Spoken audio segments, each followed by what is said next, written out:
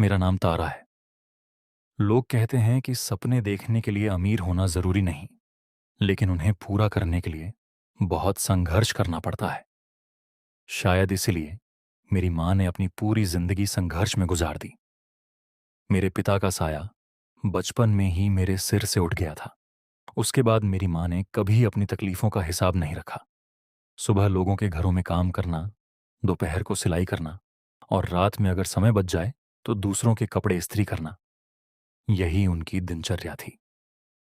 मैं कई बार उनसे कहती, माँ, इतना मत काम किया करो। वो हमेशा मुस्कुरा देती। जिस दिन तू अपने पैरों पर खड़ी हो जाएगी ना, उस दिन ये सारी थकान अपने आप उतर जाएगी। उनकी यही मुस्कान मेरी सबसे बड़ी ताकत थी। मैंने दिन रात मेहनत की। किताबें ही मेरी दुनिया थीं। आखिरकार मेरी मेहनत रंग लाई और मेरा एडमिशन देश की सबसे प्रतिष्ठित यूनिवर्सिटी, सफ यूनिवर्सिटी में हो गया। जिस दिन एडमिशन लेटर हाथ में आया, माँ की आंखों में आंसू थे। उन्होंने उसे अपने माथे से लगाया और बोली, भगवान करे मेरी बेटी इतनी ऊंचाई पर पहुंचे कि लोग उसे देखकर अपनी बेटियों को पढ़ाएं। मैंने मां को गले लगा लिया। उस पल मैंने मन ही मन वादा किया था कि उनकी हर कुर्बानी का बदला उन्हें सम्मान और खुशियां देकर चुकाऊंगी। आज मेरा पहला दिन था। दिल में उत्साह भी था और डर भी। इतनी बड़ी यूनिवर्सिटी, चारों तरफ आलीशान इमारतें, खूबसूरत गार्डन, आत्मविश्वास से भरे छात्र। मैं धीरे धीरे कैंपस के अंदर कदम रख रही थी।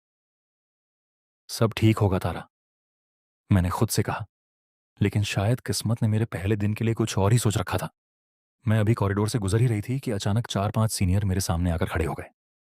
उनके चेहरों पर शरारती मुस्कान थी। फ्रेशर? मैंने धीरे से सिर हिलाया। नाम? मतलब तारा। एक लड़की हंस पड़ी। बहुत डरती है। दूसरे लड़के ने कहा, घबराने की जरूरत नहीं, बस एक छोटा सा डेयर करना होगा। मेरे हाथ पैर ठंडे पड़ गए।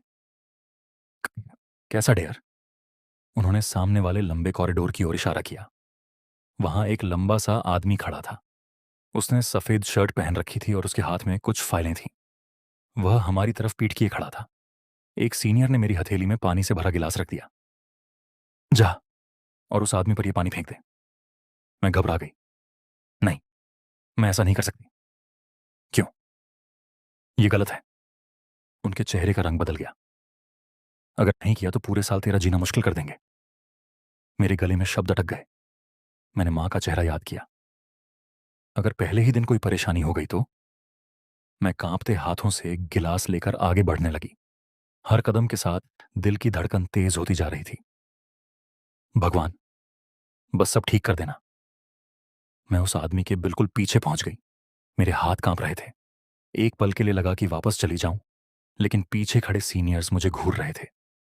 मैंने आंखें बंद की और पूरा पानी उस आदमी पर उछाल दिया। छपाक! अगले ही पल पूरा कॉरिडोर खामोश हो गया। वह आदमी धीरे धीरे मेरी तरफ मुड़ा। मैंने जैसे ही उसका चेहरा देखा, मेरी सांसें थम गईं। सामने खड़े थे प्रोफेसर केशव। उनकी तेज गंभीर आंखें सीधे मेरी आंखों में देख रही थीं। उनकी सफेद शर्ट पूरी तरह भीग चुकी थी। मेरे हाथ से खाली गिलास नीचे गिर गया। "स- सर, मैं..." मेरे मुंह से एक शब्द भी ठीक से नहीं निकल रहा था। मैंने पीछे देखा। जो सीनियर कुछ सेकंड पहले तक मुझे उकसा रहे थे, वे सब वहां से गायब हो चुके थे। मैं अकेली खड़ी थी और सामने थे प्रोफेसर केशव। उन्होंने कुछ नहीं कहा, बस कुछ पल तक मुझे देखते रहे। उनकी खामोशी किसी डांट से भी ज्यादा डरावनी थी। मेरी आंखों में आंसू आ गए। सर, मैंने जानबूझकर नहीं किया। उन्होंने शांत लेकिन बेहद सख्त आवाज में पूछा। नाम? ता तारा। पहला दिन है? मैंने सिर झुकाकर हाँ में जवाब दिया। उन्होंने गहरी सांस ली। मेरे केबिन में 10 मिनट बाद मिलो। इतना कहकर वे वहां से चले गए। मैं वहीं पत्थर की तरह खड़ी रह गई। मुझे लग रहा था शायद मेरा यूनिवर्सिटी का पहला दिन और शायद मेरा पूरा भविष्य दोनों एक ही पल में बर्बाद हो गए थे। मुझे बिल्कुल नहीं पता था कि प्रोफेसर केशव से हुई यह पहली मुलाकात मेरी जिंदगी की सबसे बड़ी कहानी की शुरुआत बनने वाली थी।